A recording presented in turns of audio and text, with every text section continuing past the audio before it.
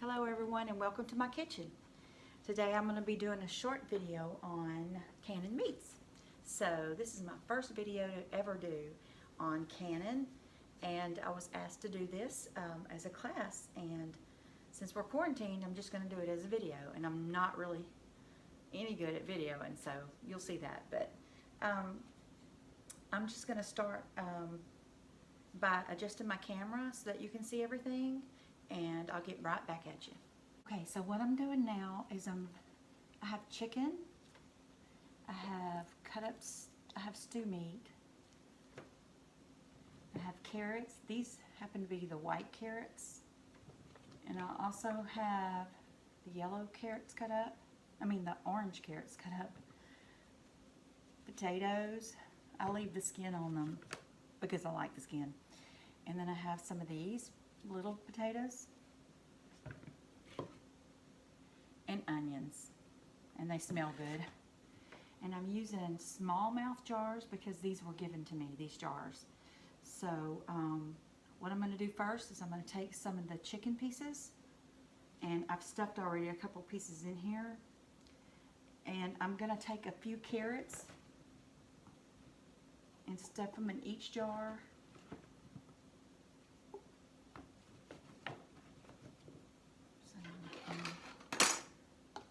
Use my funnel, forgot about it. And then put a few onions in each jar. And I'm going to go back and I'm going to layer with a little bit more chicken. Now, I want to let you know that I left some of the bone on the chicken because it's going to disintegrate in the can whenever you're canning, and I left the skin on because the skin is going to give you a good broth, and so is the bone. So I'm just going to stuff another piece of chicken in there, if I can fit it in there. Yep, there you go. And then I'm just going to keep layering it. Just put some more onions in it and a few more potatoes. Just like that.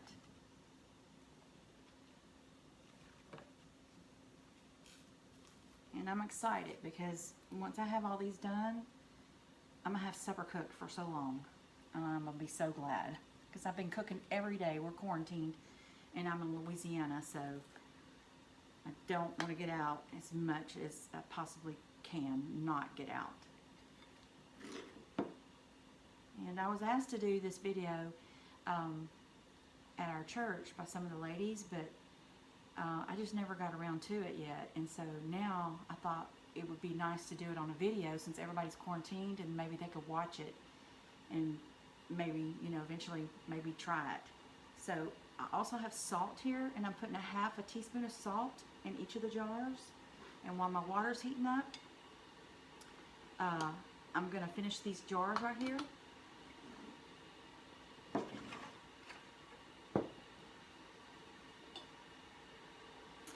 I'm going to do one of each of the jars, and then I'm going to get back to you.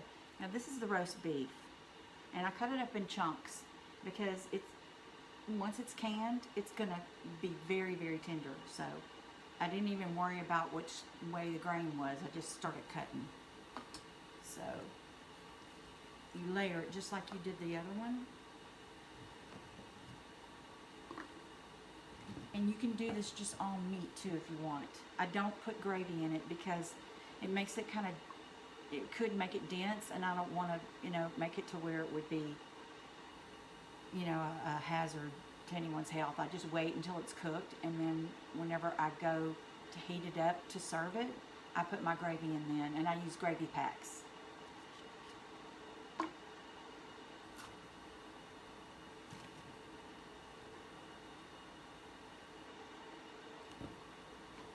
Just like this. And you want to layer it some more.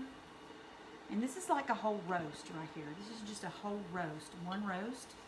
So I'm hoping that I can get it in 2 jars, and that way I open up 2 jars and it feeds 4 adults and 2 children for like 2 meals. And when I cook, I like to eat lunch and dinner and have it all, not have to cook twice in one day.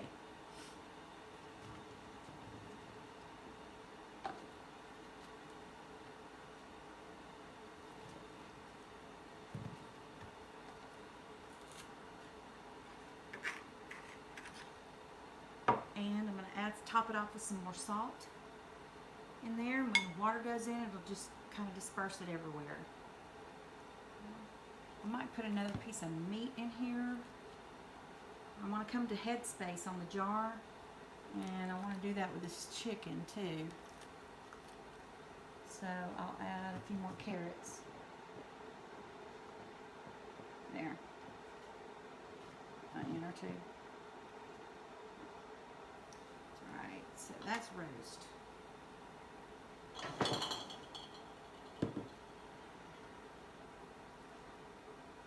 And this is the stew meat.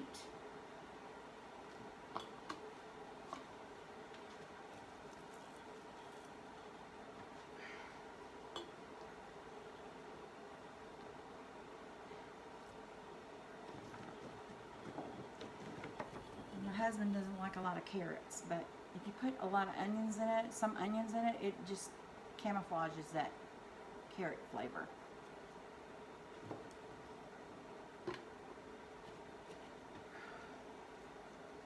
He loves that onion taste.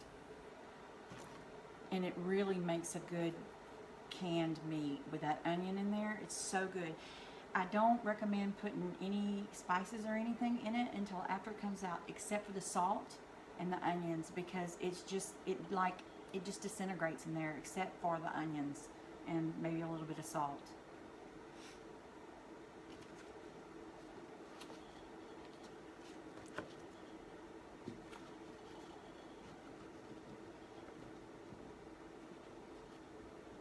I'm doing this at night, so I have to talk really soft because my husband's asleep and I'm afraid I'm going to wake him up.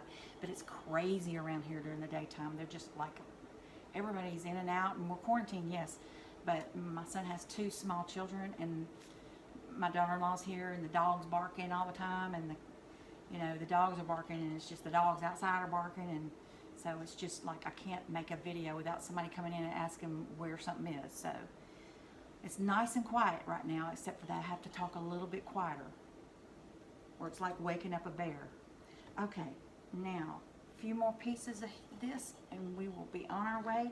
And I'm going to mention too that you want to do this kind of, take this out of your refrigerator because you don't want it to be too cold. Put it in the putting them in the jars, because your water's hot. Whenever you put it in, I like to use hot water, and you don't want to shock your jars.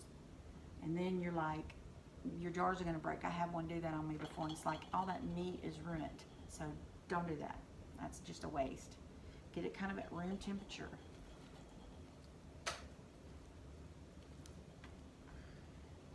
Just give it a good smashing down.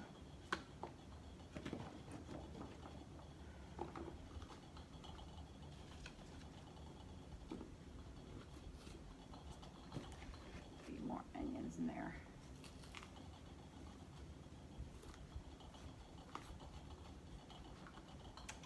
Okay, and I'm going to go ahead and tell you that I do my canning at 10 pounds of pressure. I'm in Louisiana, so we do it at 10 pounds of pressure, and for 90 minutes in these jars, because I'm using the quart jars, and I use 90 pounds of pressure, and I need to put some salt in here. So 90 pounds of pressure in this.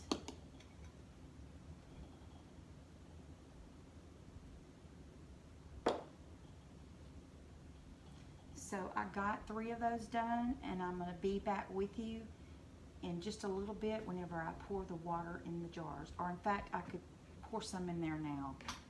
And I'm going to show you how much water I'm going to put. I'm only going to put like up to about right here, because it's going to make its own water, and you don't want it to be gushing out. And then what's going to happen is your lids could like come unsealed or something with all the grease coming out. You only want it to like about right here, about like that much in the jar.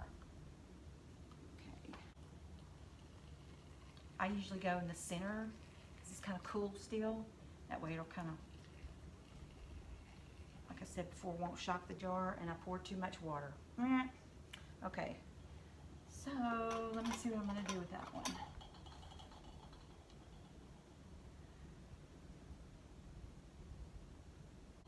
bit more salt. Okay. There. Perfect. Okay.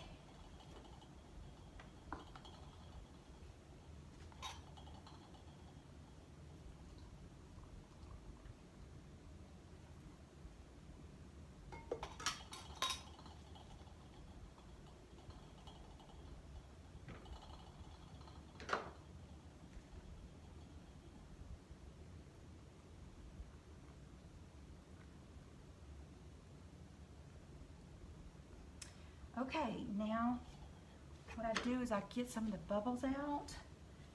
Take your little plastic thing. I don't use a knife or anything like that because I don't want to knock the bottoms of my jars out. And you can do that. Just kind of get some of that, smush some of this stuff down.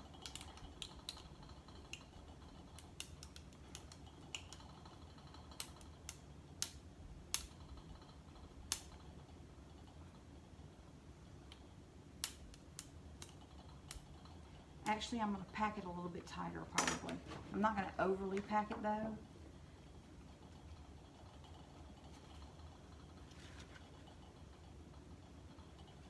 Just getting it up to the bottom of the jar line of the rim right here. That bottom of the rim. I hope you can see that right there.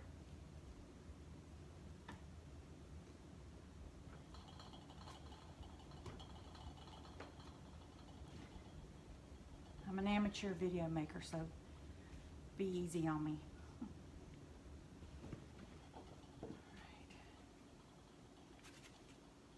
And I've only been canning meat for like maybe 2 years. I taught myself and I watched a lot of videos and taught myself how to can. And I've been canning a long time, but I've been canning meats only like 2 years. Okay, I'm going to mention this too before I forget. Do not use anything but a canner. I mean, you poison yourself, or you could poison someone. I mean, it's just wrong. Use a canning pot. Use a canning pot. Don't try it. You're gonna mess up. Don't try like an Instapot. I don't know if Instapots do that or not, but I just use a canning pot. I mean, I just want to do what's right, because you could give yourself botulism or whatever, and that's serious. So, all right, I think I have water in all of them, and I've got enough stuff in it. And I really, since I have not a tight pack, I really didn't have, I mean, I'm gonna have air pockets in it, so I didn't really need to push it down with the plastic thing, only if I had a tight pack, and so I don't. And let's see, I'm gonna go ahead and seal my lids. My lids are clean.